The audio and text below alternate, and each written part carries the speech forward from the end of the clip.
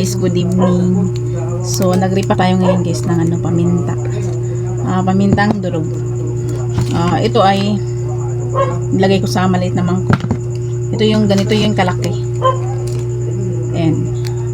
Halagang 52 pa lang to guys. Ito. Ang kanyang balot. 52 lang po yung price niyang nakalagay. So, itong bagong pinamili ko ay tumaas ng piso. 53 na. Ayan. So, meron din tayong buo. And then, crack. Ayan. Then, yes. So, magripak tayo kasi wala na tayong mga niripak doon. Ayan. Meron na akong na ripak konti. Pero hindi pa na-sell. Ito. Ayan. Ambisahan ko na kasi. Ayan. Ayan. Samahan niya ako guys magripak. Ngayong gabi na to. Marami na tayong kulang-kulang. So kanina pala guys ako nag-repack din ng mantika. Nagtakal. Ano pa lang pinaglagyan ko yung mga soft drink sa bottle, yung Swakto at saka yung Pepsi na panalo guys. Yun yung pinaglagyan ko sa mga mantika na nirepack ko kanina. So nagtiyaga talaga ako maghugas nun. Kasi para makatipid-tipid naman po tayo guys sa plastic kasi ang mahal po ng plastic. Grabe. So ngayon pa lang guys ay oras ay pa lang. Ayan, mag-8 pa lang po guys ng gabi. Ayan. Kumusta po kayo guys mga kasari? Diyan sa inyong tindahan. Kami dito medyo hindi naman masyadong matumal guys kasi maraming mga bata nang bumibili dito sa tindahan, lalo ngayon na Mayo, Flores. Dalan kasi itong aming tindahan papunta dun sa aming simbahan, kaya maraming mga bata na dumadaan dito bumili ng ice candy, yung mga pagkain. So may parcel din akong dumating kanina guys na galing sa Shopee. Yung order ko yung nag-order ulit ako ng yung mga popping candies, tatong flavor, grapes tsaka strawberry and then cola, at saka dalawang ganito guys. Ito guys, share ko lang sa inyo guys. Ayan, harang itong crispy malos. So ayan, kaunti na lang yung natitira sa may itaas kasi nabenta na yung iba, and then niripak ko po siya guys. And doon sa harap sinabi ko, niripak ko siya guys. Ang bintan ko lang yan ay lang, bali 1 piso lang kasi malaki naman din ang kitaan kahit piso lang. Kasi nabili ko lang siya ng guys, sa dalawang ganyan na dalawang container is 399. So bali i-run off na siya sa 200 ang isa. So ang laman naman niya guys is 300. So may tubo tayong 100. At saka gumamit din naman ako ng plastic pero hindi naman masyadong marami ang nauubos kasi ang laman sa plastic ang ginamit ko ay 1 1/4, tapos ang laman ay 5 piraso kasi tagpe-peso ang aking bintahan, kaya sa isang plastic, isang balot ay 5 pesos. Niripak ko na siya guys para madali lang natin mayabot sa mga bata. Gusto mo hindi na tayo matagalan ba, kasi pag sabay-sabay yung mga batang bumibili ng ganun, kuha pa tayo ng plastic kasi ipapalagay pa nila sa plastic kasi ang lit-lit guys. Yung una nga yung hindi ko pa binalot, talagang nagdaglagan sa kanilang kamay kasi bumili ng maramihan, tapos pinapakuha ko lang sa kanila, tapos nagdaglagan. Kaya kuha ako ng plastic, malaking plastic naman ang aking magamit, yung 5x9 na plastic yung labo.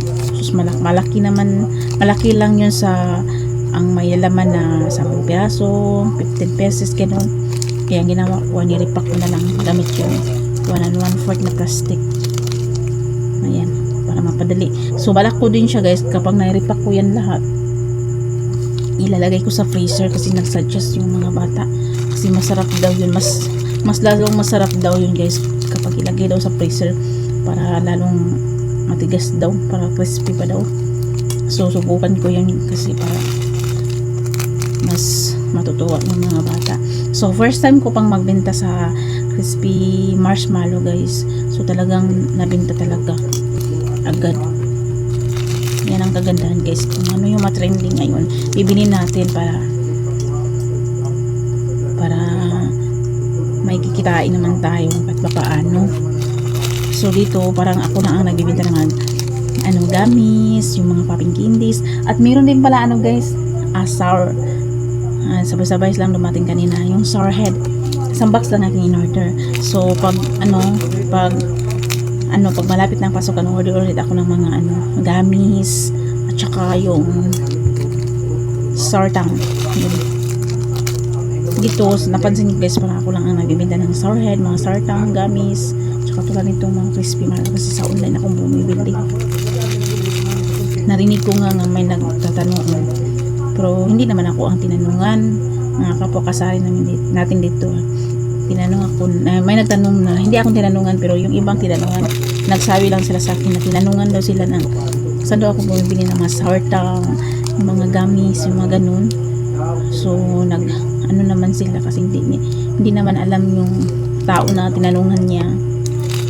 Pero ako, hindi naman ako nagsasabi kasi ayan, hindi naman tinanong, hindi ko na sinasabi guys. Kaya mabenta yung mga ko dito, yung mga nabili ko sa online, tulad nito mga gamis, sour head, mga ganitong mga ayan. So lang guys, babalik na lang ulit ako mamaya pag natapos na ako mag-repack. Ayan lang muna akong share sa inyo sa mga kaganapan. Yan. Hi guys, balik po ako. So bali, ito na po yung naripak natin na paminta guys. Ito yung crack.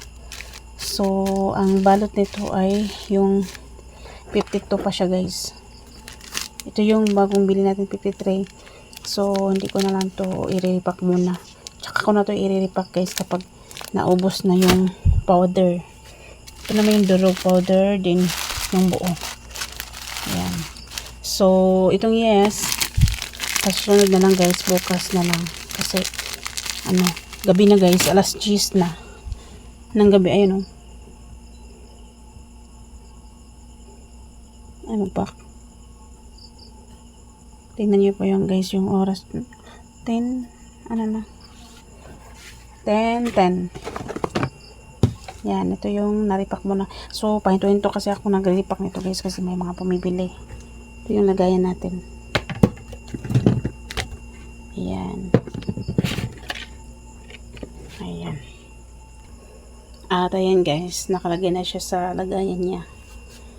So yan na natin to. I-display na natin dito.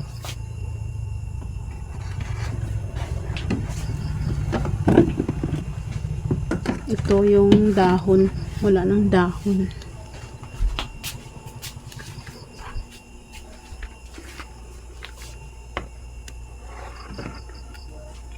Ayan.